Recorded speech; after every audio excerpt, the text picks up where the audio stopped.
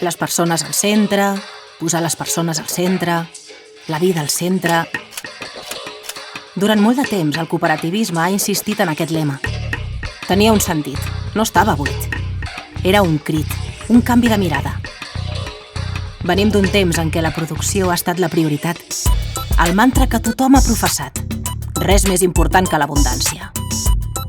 Ens hem pensat que no hi havia límits. Però n'hi havia. Sempre n'hi ha. El president proposa un pla de rescat titànic. La fi d'una era. La fi d'una creença. Un desencís cruel. Però també en la soledat del corredor de fons, l'esperança de qui mai la perd.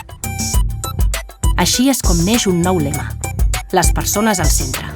Un lema necessari. Un lema que ens creiem. Però a la vida no s'escull quan arriben els canvis. I tothom sent que un gran canvi s'apropa. Per què no ens avancem? Per què no preguntar-nos com volem que sigui el nou escenari? Les persones al centre? De què?